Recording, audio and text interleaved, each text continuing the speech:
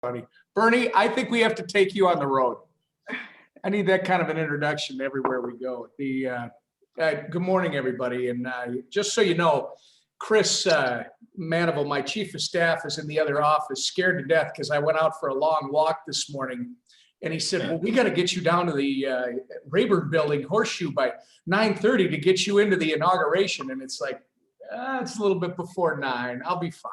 And as you can see, I don't have the uniform on yet. So that's why he's all nervous. But we'll put the uniform on and we'll get on the field in about a half hour. Right now, I will tell you just a little introduction from DC, and then we can talk about a bunch of different stuff. And I'll turn it over to you, hopefully, for several minutes of what you want to talk about. This long walk I did this morning, I went, this whole place, I've never seen anything like it. And frankly, it's very sad to me. A couple weeks ago, the violence at the Capitol, I hope those people are all prosecuted to the full extent of the law. I don't care if they were here to cause trouble or if they just got swept up in whatever and came into the Capitol, thought they'd take some selfies and it'd be harmless, you know. And we can all have explanations for all this garbage we watched all summer long. And, you know, we don't tolerate that. But I will make it clear, I was never in fear for my life. I think and I respect others that might have had a different reaction to it. Obviously, I saw the videos like you did afterward, that maybe it was a little bit more violent than I expected from some people. The vast majority, no, but I don't care. You breach the Capitol, you should pay the price. In the meantime, guess what they've done to us? I talked to the Capitol Police yesterday. They knew 3 days before the violence that it was coming. 3 days before. You guys probably don't know that the morning of January 6th, I always go across the street. So as Bernie said, she sat in this chair. I'm in the Cannon office building. The Capitol is that way. My office at the NRCC is that way. It's just across the street behind us. In the mornings, I go over there about 5 a.m., 5:30. I go for a run, go for a walk, do some work at my desk, come back here at about 8:30. And when I did that on January 6th, guess what? There's an alley that many of you might be familiar with between the Capitol Hill Club and the RNC and NRCC building. It was full of U.S. Marshals, and I found out later, bomb squad guys, because they found a pipe bomb about 100 feet from my window that morning, hours before the president spoke, hours before the rally, hours before the violence. I'm sorry, but as a member here, I'm pretty upset about the fact that they didn't seem to give a damn about my life or any of these guys that were around here.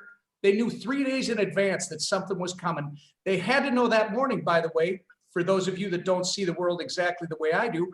My counterparts 6 blocks away at the DCCC and the DNC, the building that they're at, they also found a pipe bomb or a similar explosive device about the same time.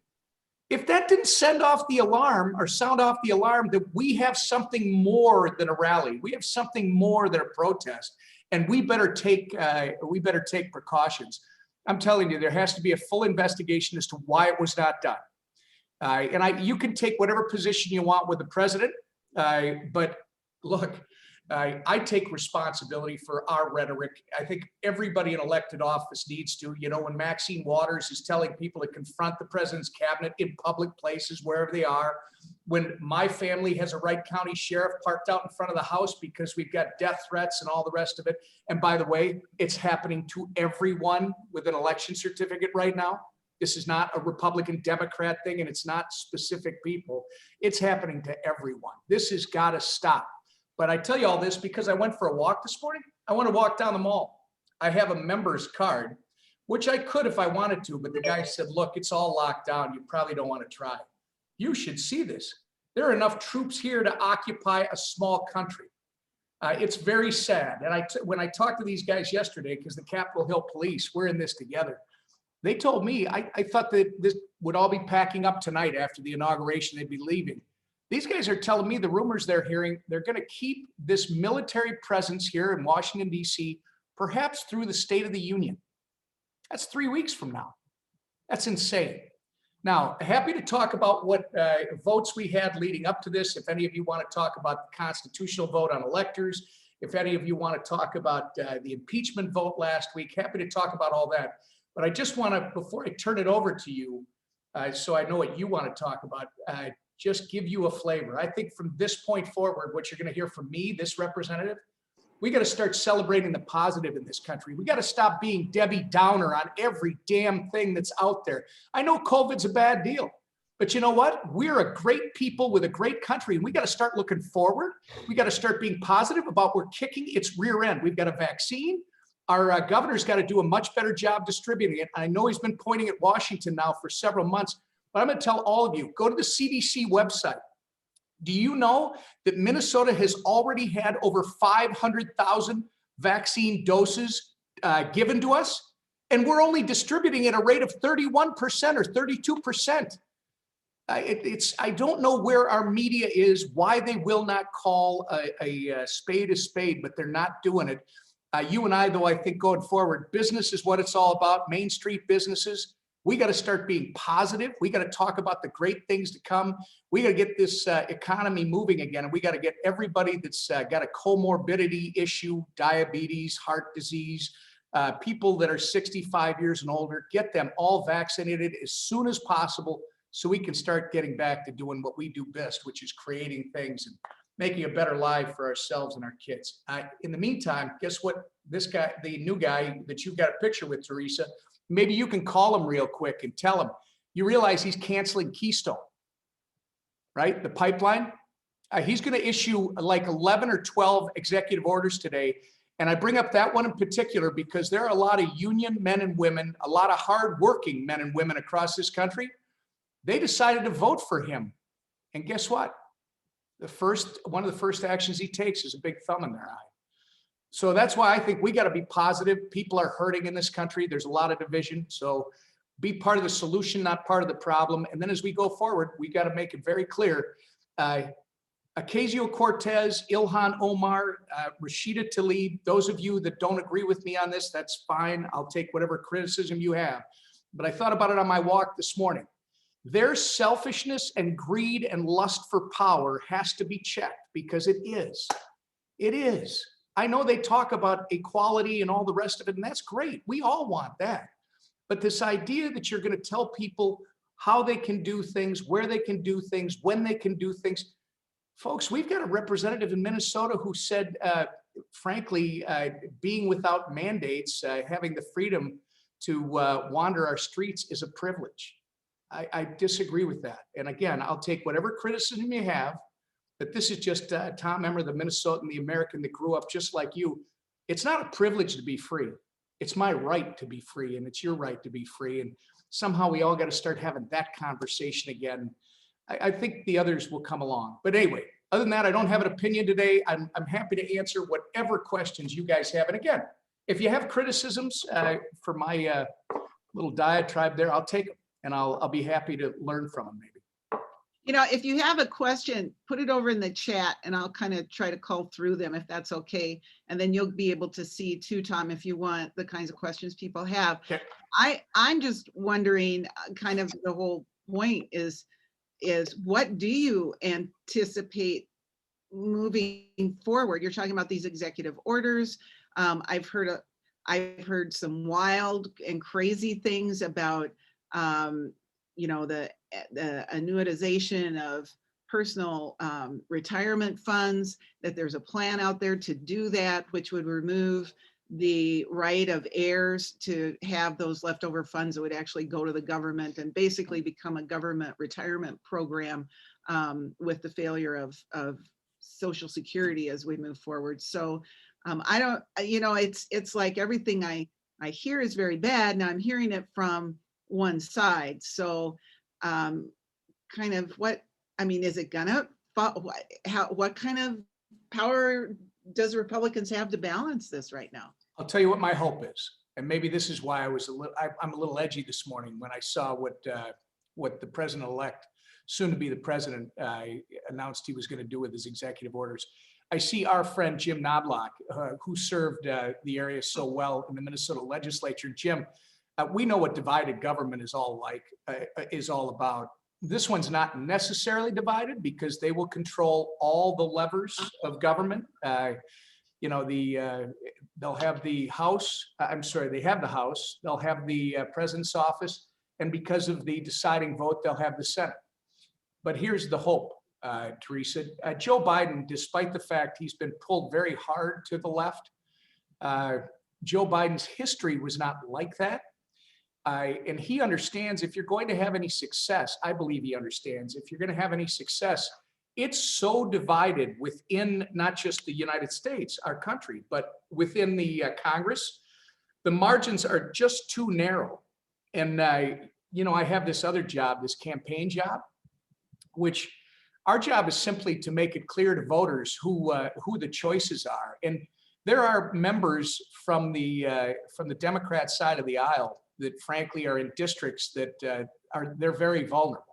They need to vote more mainstream. So while your fear and these things that you're hearing, yes, they're all out there. You know, Ron Wyden, I think from Oregon yesterday or the day before, talked about capital gains tax changes and, you know, all these other things that they're all excited, just like our side gets all excited when they take over.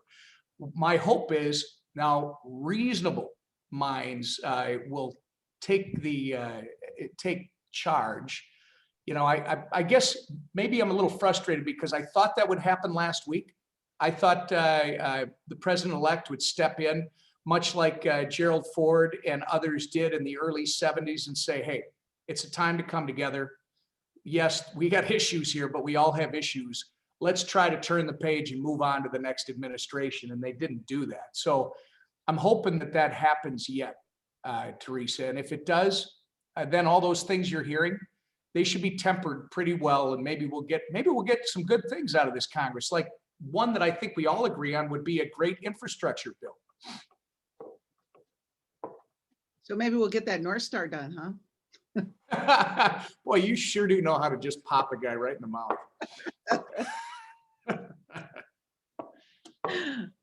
Any questions for our congressman? You've got a great opportunity if you've got a question. Nobody? Nobody has any questions for you. So give us, have you had conversations with the new president? No, not yet. Know him personally? Okay. Not yet, and he's been busy assembling his group. Yeah. Listen, Teresa, the last few weeks around here have been less than optimal for members getting together and talking. I mean, we had the episode last week, but it seems to have ratcheted up. You know, the speaker who's in charge of the Capitol grounds.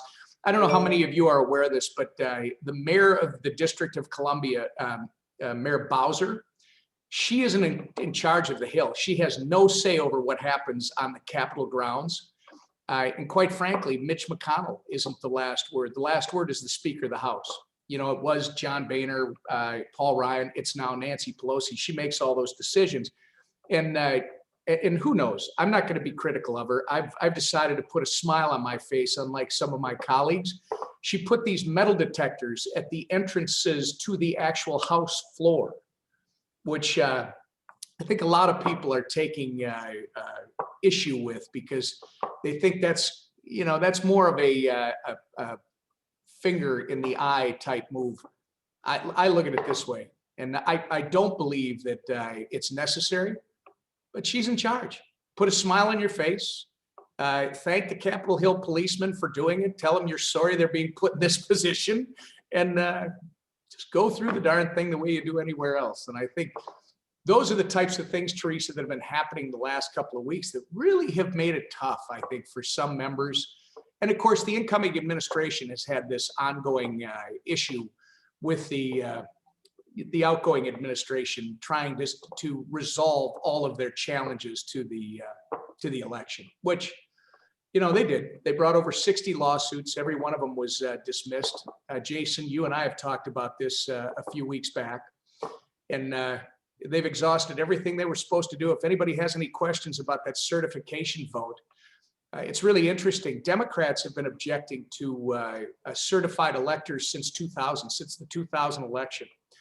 Republicans took the position that twofold. One, because the Constitution doesn't restrict Congress's ability to object to certified electors from the states because it's not expressly in there, then they're able to do it. And second, because Democrats have been doing it for 2000 anyway, we should be able to do it too.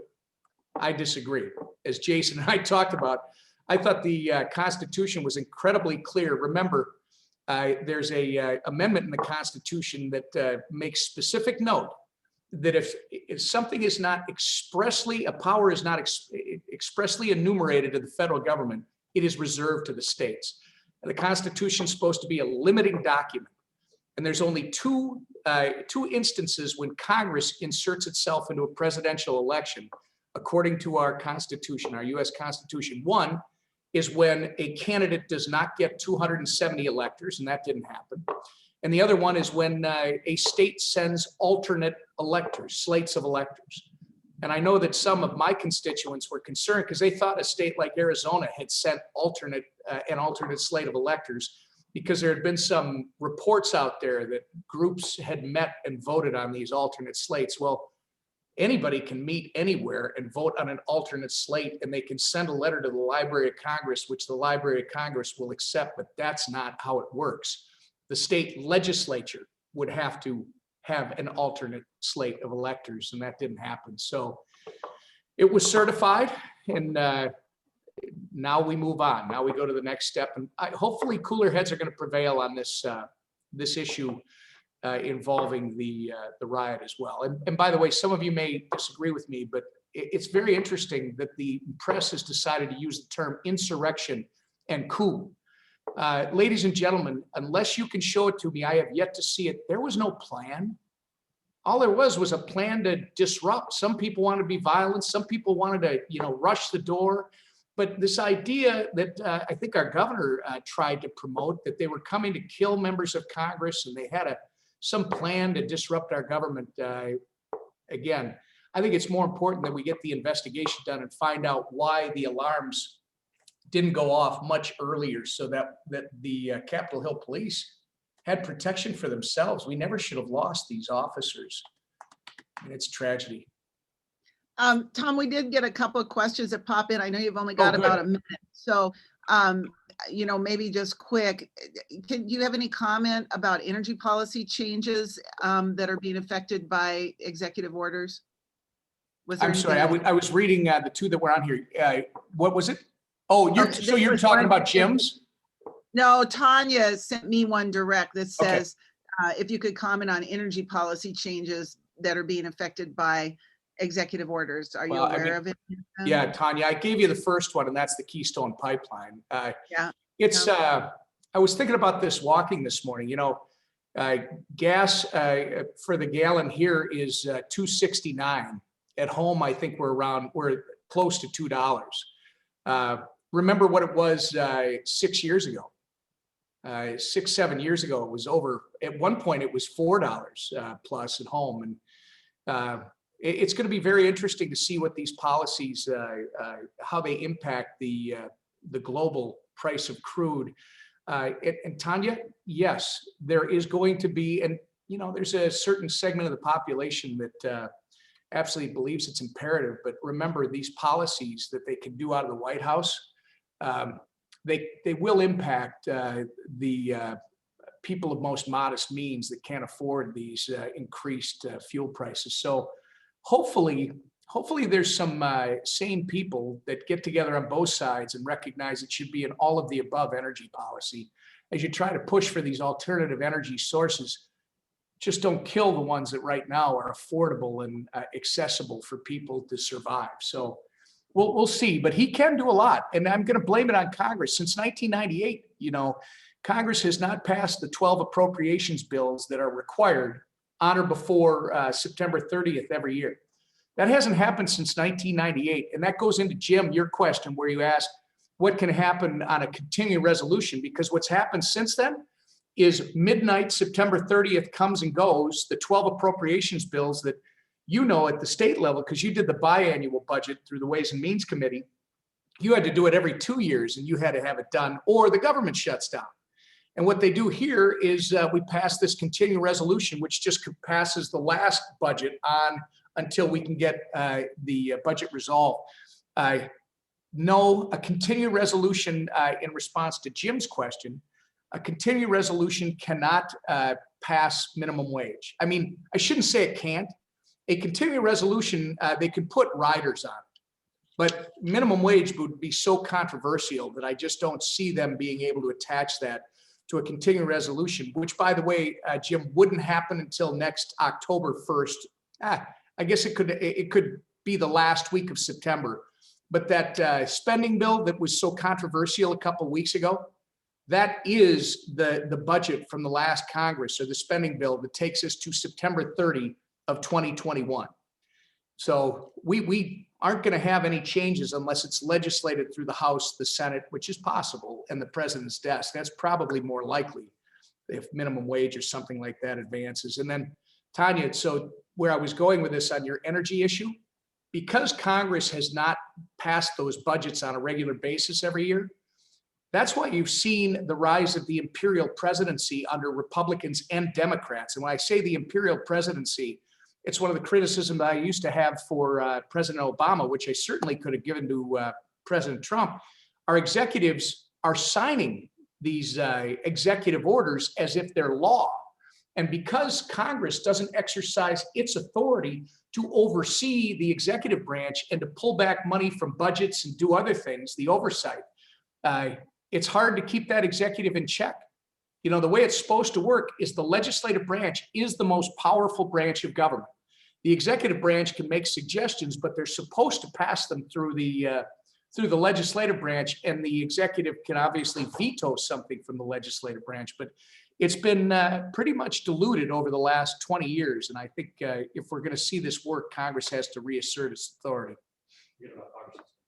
Yeah, we're going to get Chris is getting nervous. Yeah, we're going to give him heart failure here, Tom. Thank you for joining us today. And I hope we're going to do a Washington, D.C. update on April 21st. So I'll be in touch to see if you can join us then.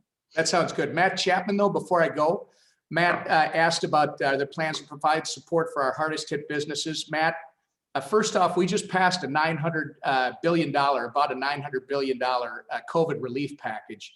That has new paycheck protection money in it for a second round of paycheck protection loans for the hardest hit businesses in our economy.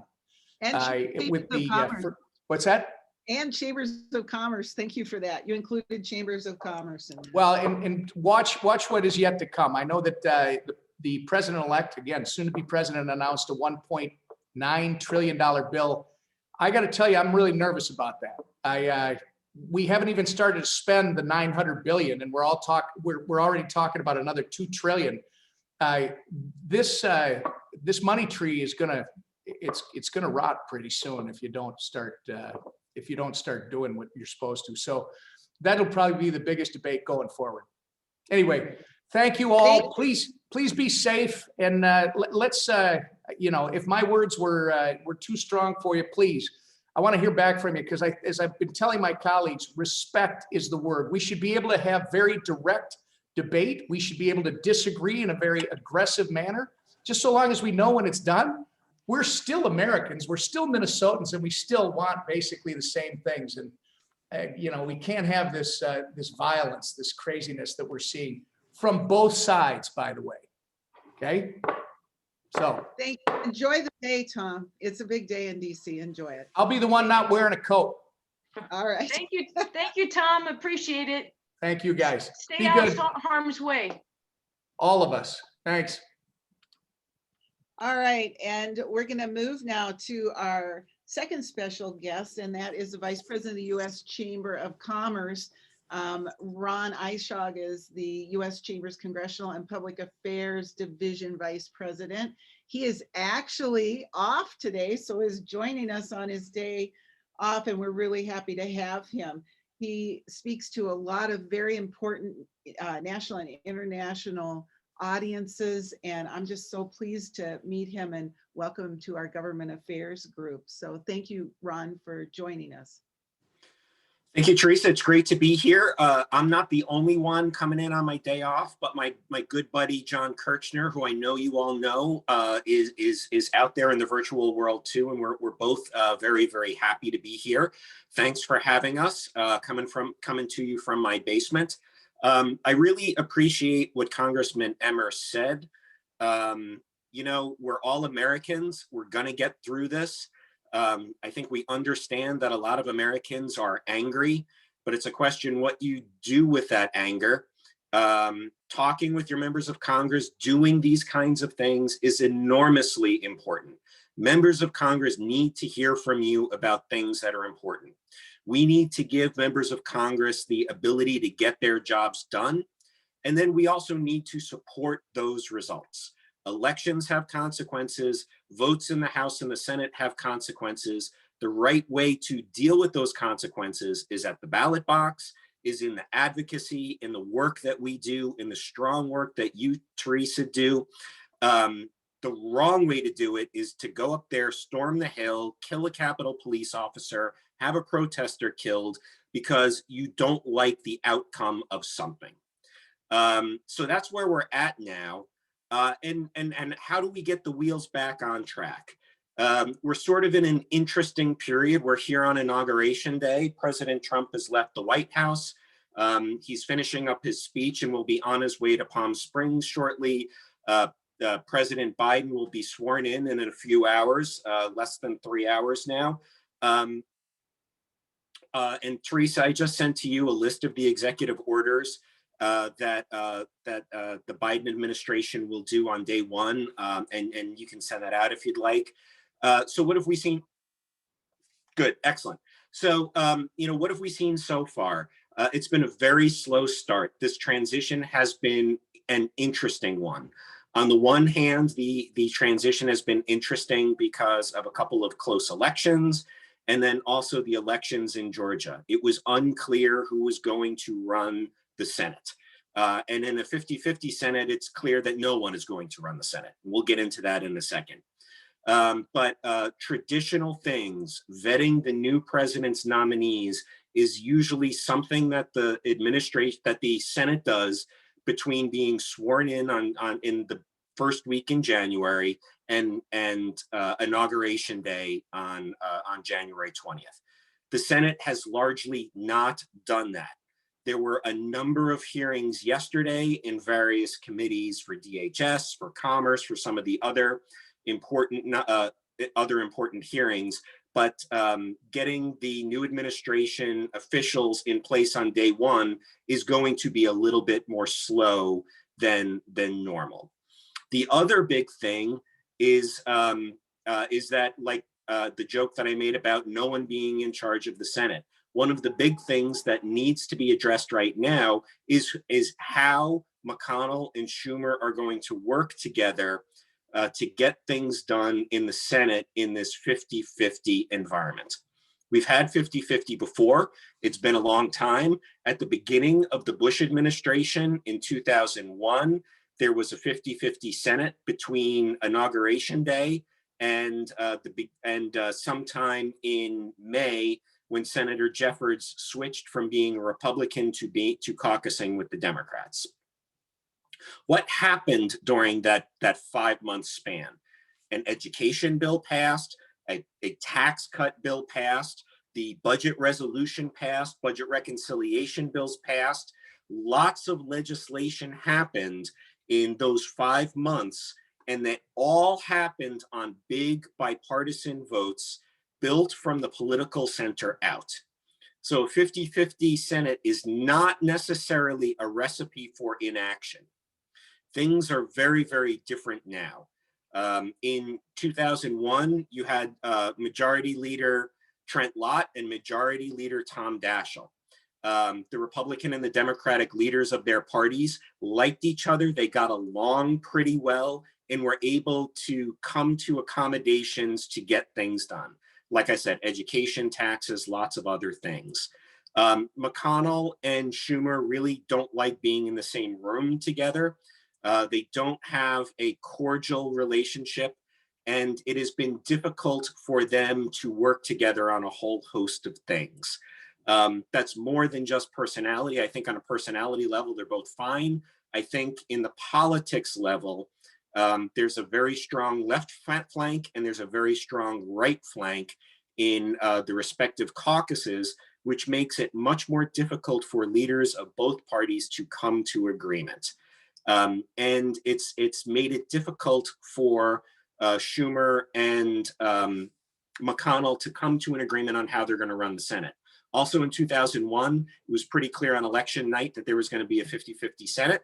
They had 2.5 months to work out a deal. Here we've had a matter of weeks, and we've had the storming of the Capitol and lots of other things sort of in the interim, which have made it more difficult. Impeachment also makes it more difficult to come to agreement on an organizing resolution. You know, impeaching a president who is no longer in office is certainly a novel thing, certainly something that hasn't been done before. We're sort of in somewhat uncharted territory. While there are very, very important policy and factual considerations to deal with regarding the president's actions during the insurrection, the riot, whatever you want to call it, that does affect the politics of how senators are looking at these issues, and working things out is going to take some time for the dust to settle. So we're dealing with some interesting stuff. What's the early Biden agenda look like? Certainly President Biden has talked more about doing stuff pandemic related. I think a big priority for the Biden folks and for President Biden is going to be, on another stimulus response bill. $600 checks were approved before the new year. The Biden folks have talked about plussing that up to $2,000 checks, more relief for state and local governments. $15 minimum wage is something that has been talked about. Issues like liability relief is certainly one of the unresolved issues that's important to the business community. We were thrilled that we were able to work together to get C6s and chambers of commerce eligible for PPP and things like that. But there is some work in the unfinished business category that remains to get done. We talked about, Congressman Emmer talked about infrastructure. I think that that's another pro-growth measure that's high on the Biden folks' agenda, high on our agenda as well. Throughout the past week, we've heard a lot of talk about immigration. Immigration is one of those radioactive issues. But what President Biden has talked about in terms of dreamers, there's broad bipartisan support for addressing dreamers in the past. That could be something that has some attention up to this point. And then there's some nuts and bolts, meat and potato kinds of things that need to get done. In February, we're going to hear the president's address. We're going to hear the president is also due to come up with his budget request. Budget requests don't get a lot of attention from the Hill. The House and the Senate have their own strong ideas, but the president's budget request, particularly in year one of an administration, is sort of a very detailed wish list of what the administration would like to see. So that's going to be very, very important to look at in the coming weeks. Budget is also very, very important in this context of a 50-50 Senate. It's why those Georgia races were so important. The difference between 50-50 and 51-49 is enormous. Many, many things can happen with only 50 votes plus Kamala Harris's tie-breaking vote through the budget reconciliation process. 4 years ago, President Trump got a big win when he opened up ANWR for energy exploration. It's something that didn't get a lot of attention at the time. That was through the budget reconciliation process. The 50-50 vote on budget reconciliation opened the door for the tax reform vote, which was another big win early on for the Trump presidency. That happens on 50 votes. That happens through the budget reconciliation process. Things like perhaps minimum wage, taxes, lots of other issues can be addressed through budget reconciliation without a filibuster. So that's something that we are going to need to work very closely on. We're going to need to remain in close contact on, and something that we're going to need to really, really focus on as we go forward. We're also going to need to pay attention to the filibuster. Right now, the vast majority of legislation requires 60 votes to get done. In general, that is a good thing. If anybody has questions about the filibuster, we can get into it, why it's a good thing, regardless of whether Democrats or Republicans control the Senate, we can get into that. But the filibuster, there has been pressure. And one of the things that we talked about in Neil Bradley's office at the US Chamber is that once there was united government, whether Republican or Democratic, there would be enormous pressure to undo the filibuster. Fortunately, to some degree, in a 50-50 Senate, the pressure to undo the filibuster is a little bit different. There's a pretty significant number of Democratic senators who have already said they don't want to blow up the filibuster. What remains to be seen is what happens over the next couple of months. How do Republicans deal with some traditionally pretty routine votes on approving a new president's slate of nominees? Do Republicans come back and slow walk all of those nominations and make it difficult for the president to deal with filling his cabinet? Does that change pressure on those Democratic senators to undo the filibuster? I don't know at this point. The filibuster is one of the big points of discussion between Schumer and McConnell on dealing with a resolution to deal with the Senate.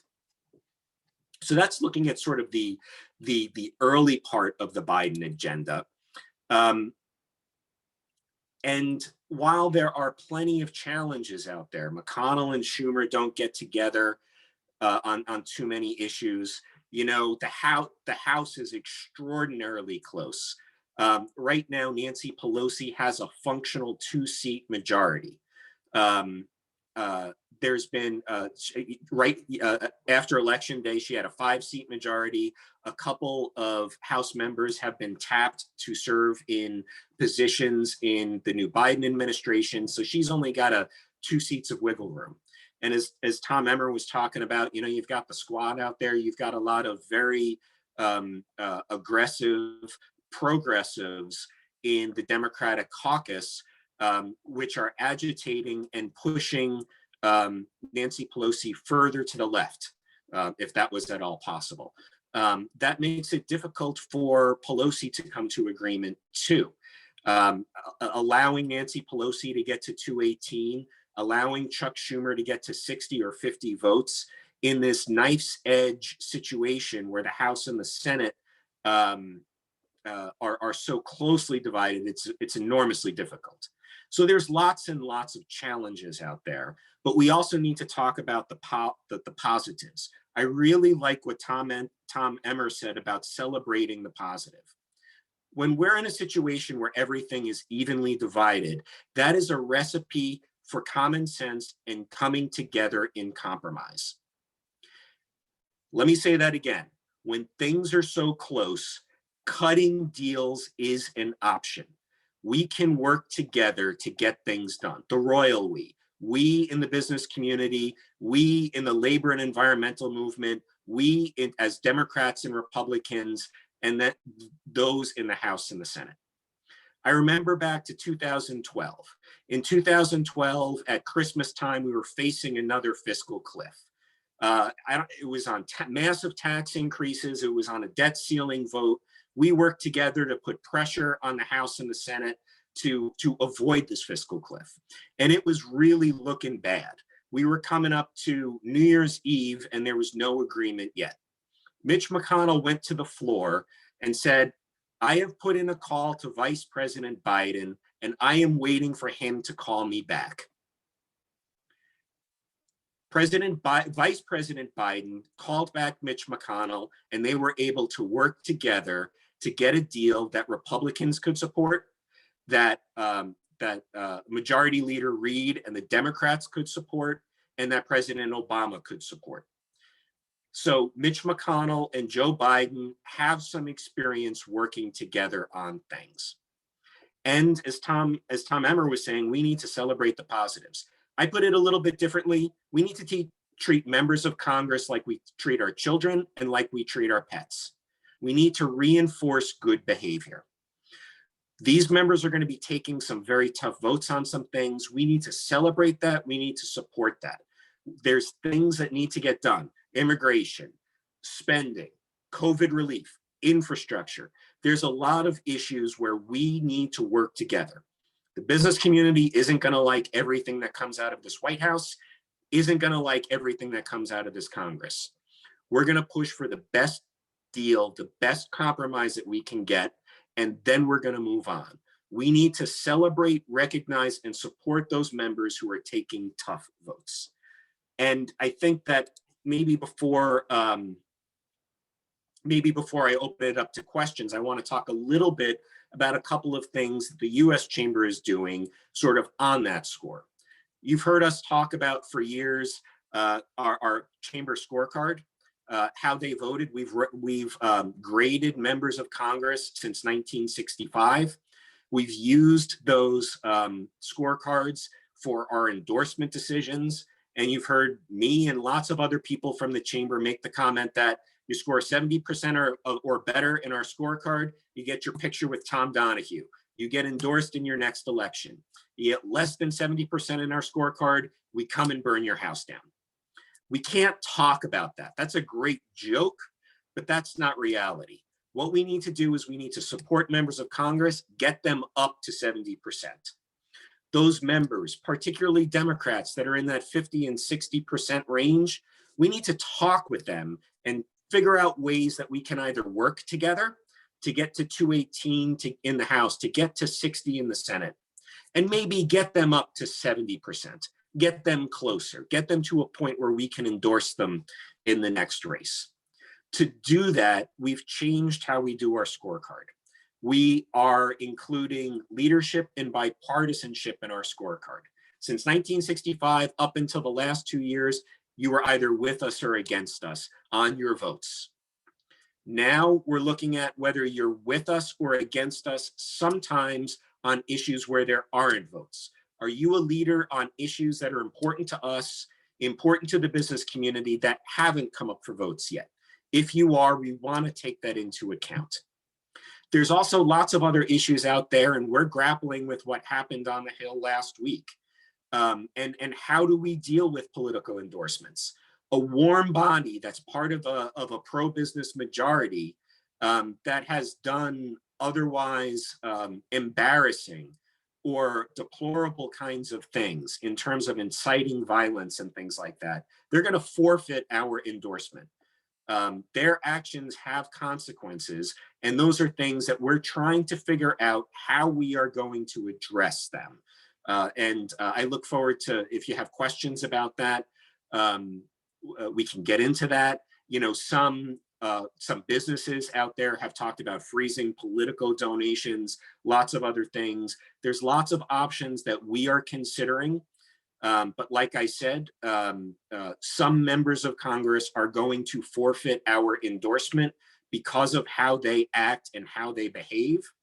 And like I said, we need to reward good behavior. We need to find common ground. And how we talk about these things is sort of to echo about how you've talked about these things. You have your member of Congress on, you talk with your member of Congress. Tom Emmer was very, very, I think, forthcoming about talking about what he wants to see, inviting discussion. That's what we need to do. We need to have civil dialogue. We need to have Democrats and Republicans working together. We need to be engaged on those kinds of things. So maybe at this point, I can turn it back and we can get into some of the questions and take it from there, if that makes sense. I feel like I've kind of droned on and filibustered myself a bit, but what kind of things can we talk about? I can't hear you, Teresa. My staff muted me. I think they really like that mute button on here. You covered exactly what I was hoping you would talk about, Ron, and I'm sure people may have questions. And again, please put those down in the chat and you can just see those as they come up, Ron. You know, I'm wondering, so what's keeping you up at night? What are you thinking about as we move into this? What are your biggest concerns and fears maybe fear is a little too big of a word, but one of my members texted me. I had sent out, we will be sending the executive order list to everyone at the end of this. I happened to send it to just a couple of people, and some have already read it. And he said basically he's going to nullify the successes of the last 4 years and still have Trump to blame for everything. So, you know, there's a little bit of that feeling going around too. So what are your biggest concerns moving forward, particularly in the next 6 months? Okay, I'm writing these down. So there's 2 questions there. So if I forget one, please remind me. And I can't see the questions on the chat because I'm on my iPhone. Oh, So, okay. Okay. So you ask them can read them after, too and if they we'll come up. we'll Sure. get to all of them. Sure. So so what keeps me up at night?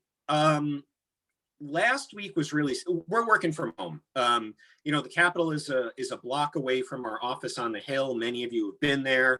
The Chamber's headquarters is across the street from the White House. Last week really, really sucked. It was really, really scary. You know, I have colleagues from the Chamber whose spouses were in the building. You know, watching rioters go through places where, you know, I go through all the time and spend a lot of time. It really hurts to my core. But, you know, we're going to get past last week. I don't think that the anger and the disaffection and the sort of separation that many Americans feel, and the anger many Americans feel with their government is going away. I don't even think that it's necessarily misplaced, but I think last week's crisis will sort of dim as we move on. What keeps me awake at night is, where do we go from here? You know, as Tom Emmer was saying, that there's rumors that the lockdown on Capitol Hill is going to continue at least through the State of the Union is important. So, you know, across the street from the Chamber's headquarters is Lafayette Park. And Lafayette Park has been on lockdown since the summer, and sort of a lot of the Black Lives Matters protests.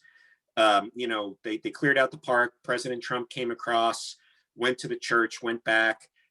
That park has not really been open since then. You know, we were talking about this a little bit earlier, but one of the things that my family likes to do is we like to go and walk around Washington. It's always kind of fun, whether you voted for the incoming president or not, but to walk around in front of the White House and see them putting up the stands, walking up by Capitol Hill, watching them put the big stage on the West Front, and, you know, seeing all the people that are around. We really, really like doing that. Living in Washington is really, really fun and cool. We drove in on Saturday, and we couldn't get within 4 or 5 blocks from the US Chamber's headquarters. We could walk 2 blocks away from the Capitol. The protesters are right. That's our house as Americans. In a normal inauguration, the day before inauguration, 2 days before inauguration, I can walk around the Capitol grounds. If the protesters wanted to, all of those protesters could have gone through the metal detector. They could have chanted and yelled in the rotunda. They could have met with their members of Congress. They could have done it in a non-threatening way, but they could have done it. We have the First Amendment, but the violence, the anger, the way that difference of opinion is expressed has made it difficult for us to interface with our members of Congress. And how much of that is going to stay? Is Capitol Hill going to remain on lockdown? You know, throughout the pandemic, you can't just go in and talk to your member of Congress on the Hill. All of those reasons are right. You have to make an appointment. And by and large, we've been doing Zoom meetings. But as we put the pandemic in the rearview mirror, are we going to be able to go and walk around the Capitol? Are we going to be able to go and walk around Lafayette Park? There's been protesters camped out in Lafayette Park since the Reagan administration. You should be able to do that. So that's what keeps me up at night. And as a lobbyist, as someone who's paid to do this, as a political scientist, as someone who spent, dedicated their career to doing this, that's what keeps me up at night. To the point about executive orders and durability and undoing a lot of what Trump did, yes, absolutely. That's a really, really big concern. Yesterday, the US Chamber came out with a new statement on climate change. And what we're saying is we want to see a private sector incentive-based system for dealing with climate change. Inaction is not an option. We want to see Congress to act and some sort of market-based mechanism to deal with this issue. We've undergone a months and months and months process of talking with our members and where they're at. Did we come out in support of cap and trade? Did we come out in support of carbon tax? We haven't come out in support of anything, but we've come out in support of a durable long-term policy. I think one of the challenges that we saw is that Obama was not able to get a lot of things on climate change in a lot of areas done through the Congress and turned to executive orders and regulations. President Trump did exactly the same thing. Whether you look at it, all the Congressional Review Act resolutions that came through Congress that the Republicans were able to undo from the Obama administration, we're going to see that replay through the Biden administration. Lots of executive orders, lots of regulations. We're going to see that again through the Biden administration. So we have this whipsaw back and forth of these policies. What the business community needs is some durability. Climate is a great example. Immigration's another example. Infrastructure is another example. Labor is another example. Lots of these really, really complicated issues. Our job, the US Chamber's job, your chamber's job, the business community's job is to build that durable political center where we can get maybe a half a loaf, 3/4 of a loaf, and move on from these issues so we have durable policy. Because whipsawing on energy policy, whipsawing on labor policy isn't a long-term solution with costs, with changing, with all of these different things. Again, I'm on my soapbox, filibustering again, so I apologize for that. But those are the things. Great, thank you. We haven't gotten any questions in the chat box, so if you've got one, please include it in there. And if it's like Tom, people start coming up with them right as we near the end of our conversation, Ron. That the first part that you brought up about what keeps you up at night, we generally bring anywhere between 15 and 25 people annually to DC, and we make meetings with every Minnesota office. So we call on, how many, Bernie? I want to say, how many are there? 9? Are there 9? Do we have 9? 9 plus we'll go and see some US Chamber individuals as well. Yeah. So we come and we visit at the US Chamber office and then call on every congressional office and Senate office. And largely, there have been years when we've seen 100% of our contingency, because now they know we're coming, they're used to us. We've gotten through all the things about, well, you're not my constituent. Well, we've got business leaders with stakes all across our state. So everybody in our state needs to know what's going on. And we've built this really incredible program. Now to see all this shutdown, now we can't even get into offices with a group of 15 or 20, and the COVID effect and everything else. We're really wondering when will we get back in there? When will we be able to go again? And the longer that drags out and the more insulated those congressional delegates are, it seems like the greater disservice it is to the citizens at large, as well as our chambers of commerce. So it is a huge issue. I don't know what we can do about it, but we need to do something.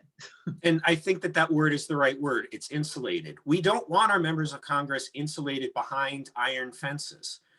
We want our members of Congress to come to the coffee clutch, whether in person or in real life. In real life is definitely better. But you don't want a group of members of Congress only talking to other members of Congress about how they're right and the other guys are wrong. That's not good enough in this situation where we've got a 50-50 Senate and an almost 50-50 House. And I think another thing where we can be constructive is in the blame game. Is the situation that we're in right now Nancy Pelosi's fault? Yes, 100%. Is it President Obama's fault? Yes, 100%. Is it President Trump's fault? Yes, 100%. Is it Mitch McConnell's fault? Yes, 100%. Is it Tom Emmer's fault? Yes, 100%. There's plenty of blame to go around here. At some point, the blame game is no longer instructive. Is it our responsibility to help solve these problems as the business community? Yes, 100%. We need to be able for our elected leaders to disagree with us sometimes and move on from there. It's not okay for us to say that because you vote with us 70 or 80 or 90% with us, you're infallible and you're not wrong. I think what Emmer was saying about how Republicans and Democrats both share this blame is really, really important. And we can't let a Democrat say that it's all the Republicans' fault and just be okay with that. And we can't just be okay with the Republicans saying it's just the Democrats' fault. It's okay to follow up in a responsible, respectful way, saying beyond that, what's your solution to this problem? How can we support you with solutions? And how can we get away from just name calling and blame? Because last time I checked, the business community can't get to 218 in the House with just Republicans. We can't get to 51 in the Senate or 60 in the Senate with just Republicans. We need Democrats. We need Republicans. And so these kinds of things that you're doing in this time, we can't get away from now. Meet with the rest of the delegation, meet with the senators, talk that way through, partner with your other chamber friends from some of those other districts, continue to support what everyone else is doing. We have an opportunity to do that. We want to help to do that. My buddy John, who's on the call, that's what he's all about. We want to create that constructive space, safe space where we can sort of pull this all together. Great. And John, are you on video? I haven't seen you yet here. Are you? Don't forget, it's his day off, so he might not be on video.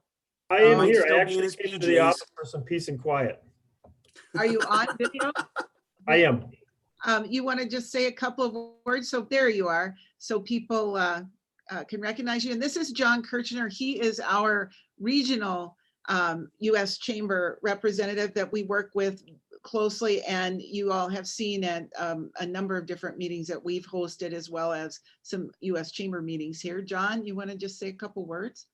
Yeah, no, I want to thank you for putting this together and give me the opportunity to invite Ron and make me look good with our friends in St. Cloud. I always look forward to making that trip with you. I know Ethan and I have been out to DC with you guys a number of times, and we enjoy crashing the hill with you and some of the social events, and certainly appreciate all that you do. And Ethan and I were just talking yesterday, now that the election's over, we can put a lot of the hand wringing behind us and actually get back to work and getting things done and stop talking about what ifs and what's this going to look like, what's this not going to look like. And we're really looking forward to what the challenges and the opportunities this new administration, this new Congress is going to give us. And so we feel, much as Ron has said, that there's plenty of blame to go around, but I think it's kind of like starting the school year over. Everybody starts fresh again. Everyone's got a passing grade, and we're looking forward to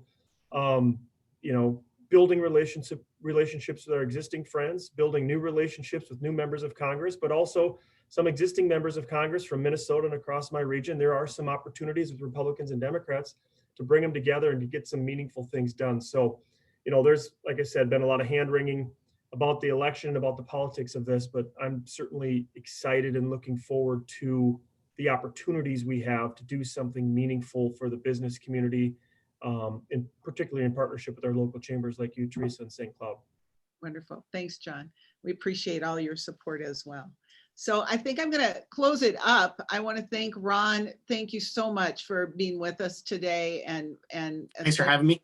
on this inauguration day, which is at noon. So if people are wanting to watch that, I hope to maybe see a little bit. It might be time for a cocktail at lunch today. We'll just have to see.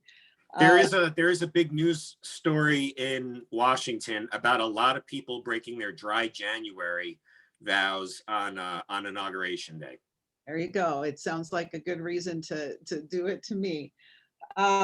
I wanted to just thank all of our attendees, and I would just put a plug in again, not only our February, March 17th, the state update, and 21st, our DC update, and we'll be back in touch, John, with you to talk about what the best format is. We might see you again, Ron, as well, but we'll have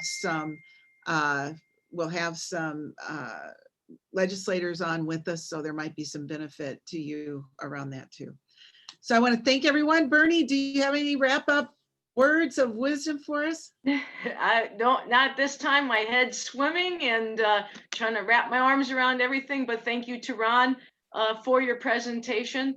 It's always good to hear another, maybe an unbiased, balanced commentary. And I just hope the best for everything. And small business needs help a ton. So marry between Minnesota and US together, because there's a big difference in some of those tax situations. So thank you everyone for being on. And please always reach out to myself if you have any good topics or any questions. We're here to serve. And that's what government and things are about, aren't it? Serving the United States people of America. And God bless America today. Thank you. And Teresa's leaving with her new president. Thank you, Bernie, and thanks to everyone. We'll be in touch and have a wonderful day. Everyone.